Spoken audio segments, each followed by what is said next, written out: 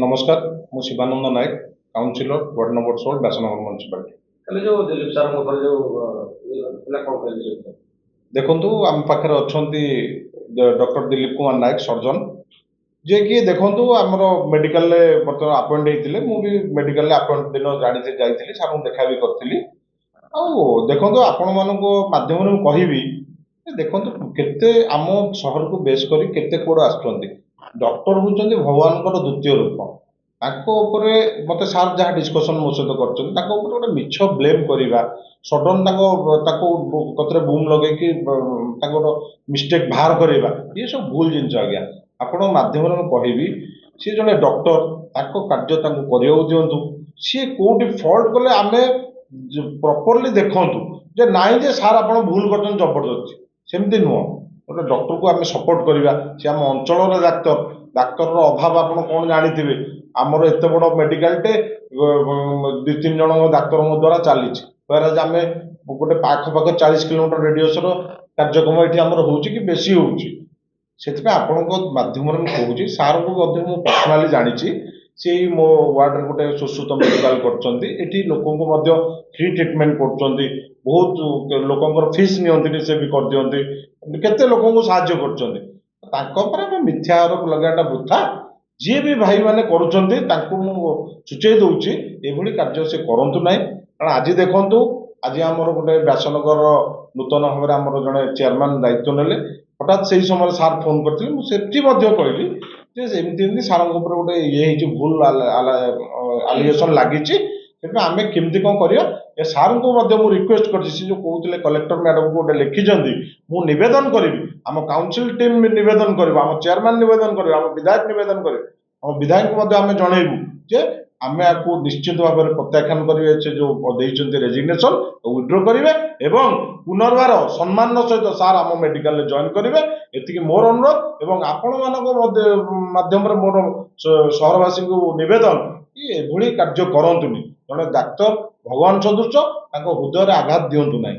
ମୁଁ ଡକ୍ଟର ଦିଲ୍ଲୀପ ନାୟକ। ମୁଁ ସିଏସସି ଯାଜପୁର ରୋଡରେ ଏଜ୍ ଏ ସର୍ଜିକାଲ ସ୍ପେଶାଲିଷ୍ଟ କାର୍ଯ୍ୟରତ ଥିଲି। କାଲିରେ ଗୋଟେ ଘଟଣା ହେଇଛି। ସେ ଘଟଣାରେ ମୁଁ ହ୍ୟାରେସ୍ ହେଇକି ମୁଁ ଆଜି ବାଧ୍ୟତାରେ ଗୋଟେ ରେଜିଗ୍ନେସନ ଦେଇଛି। କାହିଁକି ମୋତେ ଏତେ ହ୍ୟାରାସ କରାଗଲା କି ମୁଁ ଗୋଟେ ମେଣ୍ଟାଲ ଟର୍ଚର ହେଇକି ରେଜିଗ୍ନେସନ ଦେଇଛି।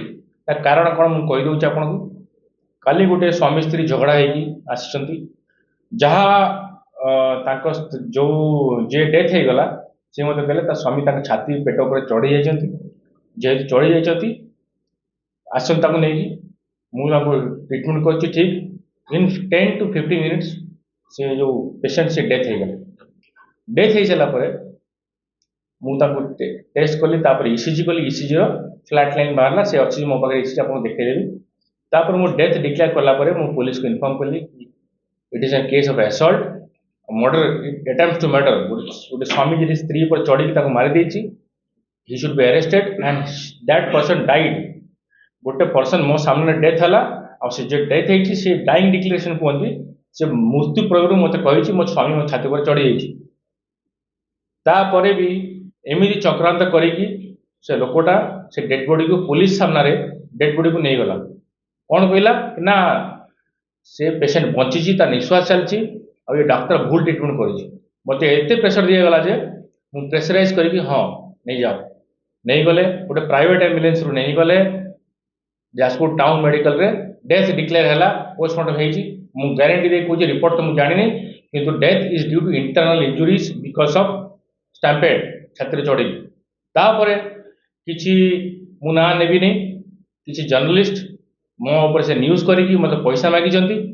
ମୁଁ ଯେହେତୁ ପଇସା ଦେବାକୁ ମନା କରିଛି, ମୋ ଉପରେ ଗୋଟେ ନ୍ୟୁଜ୍ ଛାଡ଼ିକି ମୋର ବଦନାମ କରିକି ନ୍ୟୁଜ୍ କରିଛନ୍ତି। ଆଉ ମୁଁ ସେ ପ୍ରେସରାଇଜ ହେଇକି ଟର୍ଚର ହେଇକି ଆଜି ଗୋଟେ କଲେକ୍ଟରକୁ ମୋ ରେଜିଗ୍ନେସନ ଦେଇଛି। ଆମ ପାଖରେ ବସନ୍ତି କୁଲୁ ବାବୁ, ମୁଁ ଚାହୁଁଛି ଏଇଭଳିଆ journalism is verifying the facts and publishing. ଆପଣ ଗୋଟେ ପବ୍ଲିକକୁ ଯୋଉ ଇନଫର୍ମେସନ ଦଉଛନ୍ତି ତାକୁ ଭେରିଫାଏ କରନ୍ତୁ। ଆପଣ ଗୋଟେ ପାର୍ଟିକୁ ପଚାରୁଛନ୍ତି, ମୋତେ ପଚାରୁନାହାନ୍ତି, ତାକୁ ଭେରିଫାଏ କରୁନାହାନ୍ତି, ଗୋଟେ ଜଣକୁ ବଦନାମ କରୁଛନ୍ତି, ଏଟା ଠିକ କଥା ନୁହେଁ।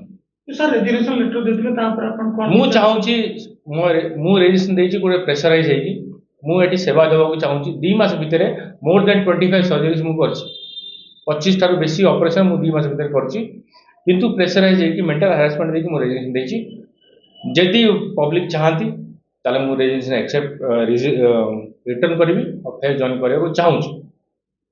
ଗଣମାଧ୍ୟମ ପ୍ରତିନିଧି ଆପଣଙ୍କୁ ଯୋଉ କହୁଛନ୍ତି ପଇସା ମାଗିଲେ ବୋଲି ହଁ। ତାର କିଛି ପ୍ରୁଫ୍ ରଖିଛନ୍ତି କି କଣ କି ଶୁଣନ୍ତୁ ମୁଁ ଗୋଟେ ଡାକ୍ତର ଡ୍ୟୁଟି ଅଫିସର ଥିଲି ମୁଁ କଣ ରେକର୍ଡିଂ କରିବି କି କିନ୍ତୁ ଯଦି ମୋ କଥାକୁ ବିଶ୍ୱାସ କରୁନାହାନ୍ତି ଆଉ କଣ କରିପାରିବି ନା ମୁଁ ସେଇଟା ଆପଣଙ୍କୁ ନା ଚାହୁଁଛି। ସେ କହିଛନ୍ତି ମୋତେ କହିଛନ୍ତି କେତେ ପଇସା ଡିମାଣ୍ଡ କିଛି କରିଥିଲେ? ନା ଇନଡାଇରେକ୍ଟଲି କି ସାର୍ ଆପଣ କଣ କରିବେ ନା ଆମେ କଣ କରିବୁ ତାମାନେ କଣ